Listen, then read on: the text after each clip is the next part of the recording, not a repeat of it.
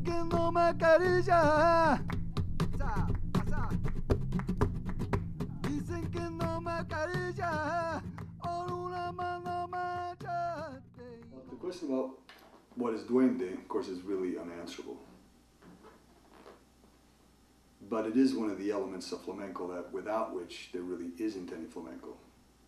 Now you can define flamenco along technical terms. You could say without compás, which is the beat patterns, the rhythmic patterns, there's no flamenco. You could say without certain other definite criterion elements, there is no flamenco. But in the end, if there's no duende, there really isn't flamenco either. Of course, it's much more subjective because you could have all the technical elements present and say, well, that's flamenco. Yet if there isn't any duende, most of the aficionados, most people who really love and listen to flamenco, they would say, yes, there is flamenco in a sense, but there isn't. So my personal research into flamenco looks at duende as being a very particular kind of spirit. It's not, some people would say it's simply inspiration, something along those lines, a particular kind of inspiration. But I don't think so, because if that were the case, then music would sound more or less the same. Inspiration would look the same. But the inspiration of duende simply does not look like the inspiration of other kinds of art. The results are not the same. So I say the best way to say it is, because we don't have other words, is to say it's a spirit. A possessing spirit, maybe, in some ways. But one of the criteria of flamenco, duende, is that it's an internal demon. It's an internal angst, an internal antagonism that you have with yourself, that you work out. And that's as much as you can possibly say. There's been a lot of literature written on it. Garcia Lorca writes about it. But in a sense, it's a Dionysian inspiration, a Dionysian demon, as opposed to an Apollonian. And it's a very personal one.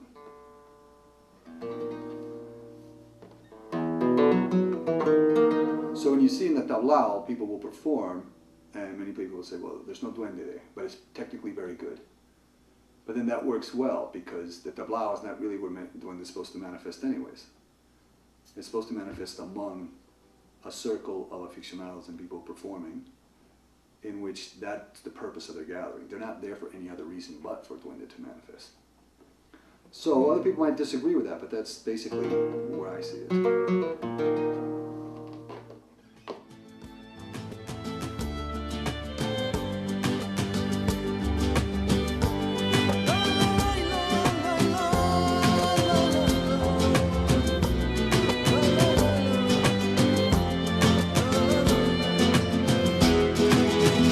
En esta soledad que me has dejado, que me has dejado,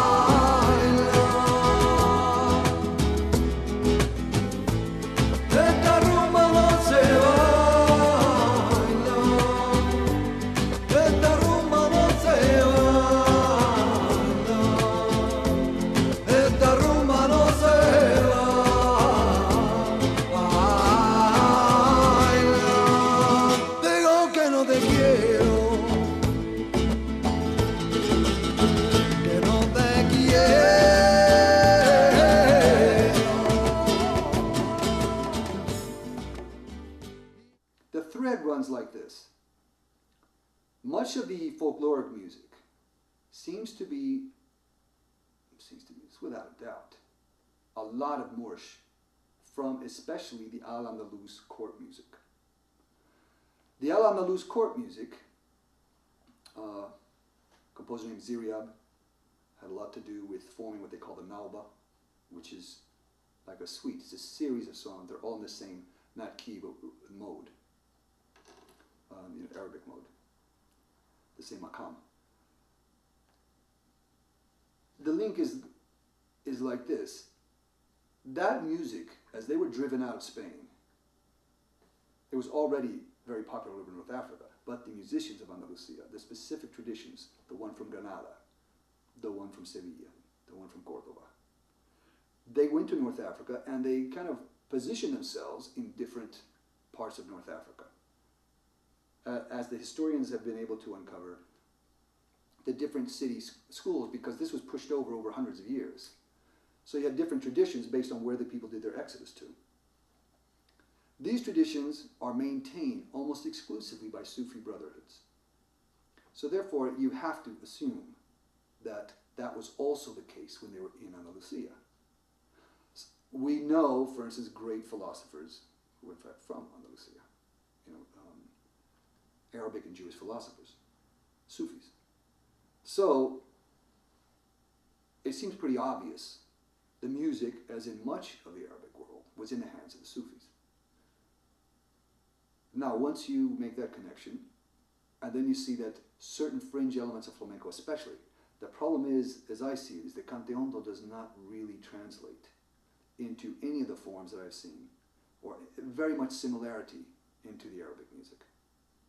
There seems to be a resistance there. Canteondo is really quite different. However, there's enough elements that you could start looking at to see, well, was there a Sufi interest, a Sufi influence in flamenco somehow? Especially at the huerga. Or maybe especially not, maybe especially at tabla. I would think at the huerga level. It's kind of wide open. We can gather a lot of information, we can look at that. But again, you have to see that they have a word in Arabic, tarab, which you say when well, you don't say it, but it's an expression that singer, especially the singer, so here is some very definite connections. If the singer captures something, and we can't really understand that. You have to know the Arabic music from the inside to know when does the singer have tarab. They'll make explanations. We know pretty much that ole, and ole is only used really two places, flamenco, bullfighting. That's very interesting too, the connection of flamenco and bullfighting, the connection of bullfighting to pre-Christian rituals.